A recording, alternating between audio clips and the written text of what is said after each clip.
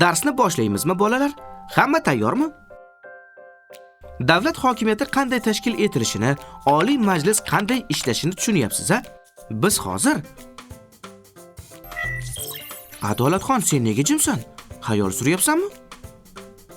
Adolatxon. Voy, ha, darsni boshladikmi?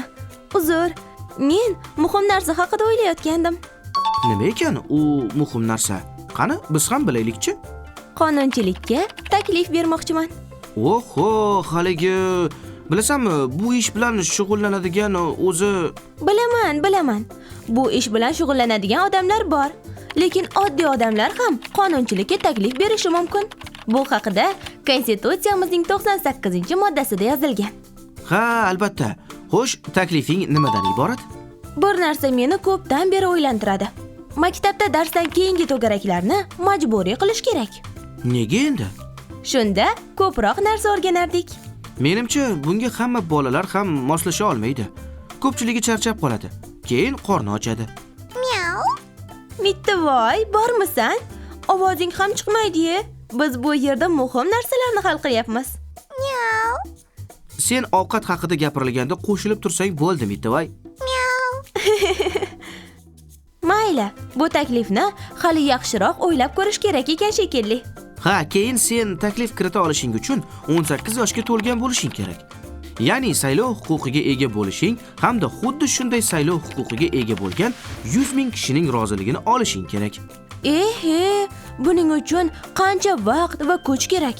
Nima bo'lganda ham sen qonunchilik tashabbuskori bo'lyapsan. Buni olqishlash kerak. Rahmat.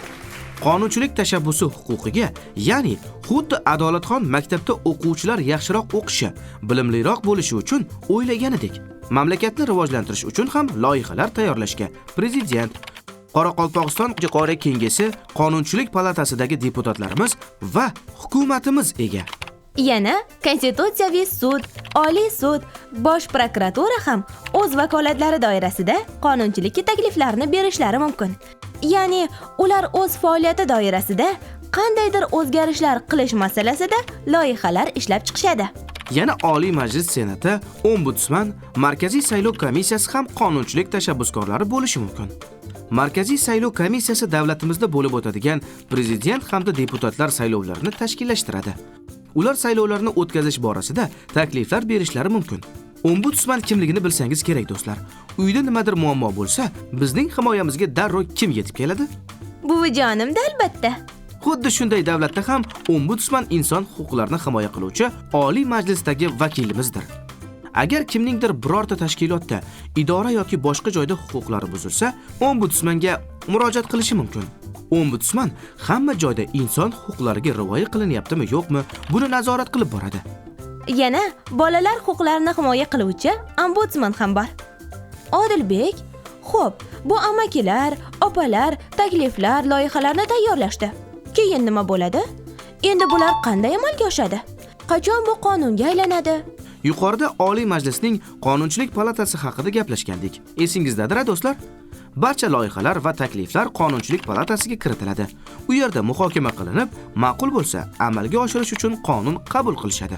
Qonun Qonunchilik palatasi tomonidan qabul qilinadi. Senat 60 kun ichida bu qonunni rad etmay, to'g'ri deb ma'qullasa, 10 kundan kechiktirmasdan prezidentga yuboriladi.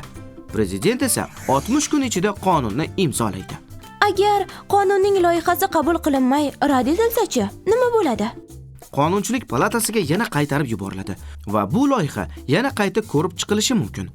Agarda mana shu qonun qayta ko'rib chiqilayotganda deputatlarning 3 dan 2 qismi, ya'ni 60% dan ko'prog'i bu qonunni odamlarga kerak deb hisoblab ma'qullasa, qonun Oliy Majlis tomonidan qabul qilingan hisoblanadi va yana prezidentga yuboriladi.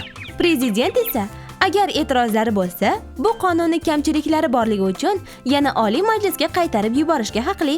Qonunchilik palatasi va Senat a'zolarining 3 dan 2 qismi, ya'ni 66% yana qonunni kerak deb hisoblasa, prezident uni 14 kun ichida imzolaydi.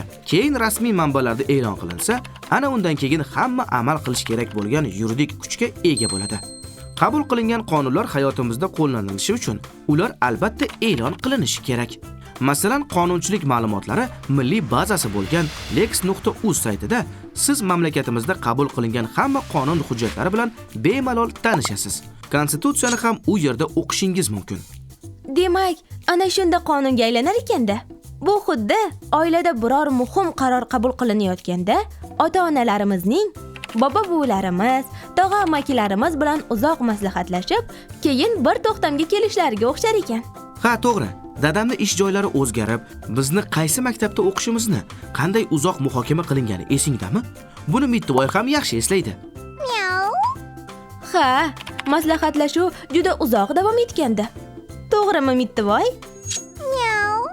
Do'stlar, bugungi dars siz uchun qiziqarli va tushunarli bo'ldi deb umid qilamiz.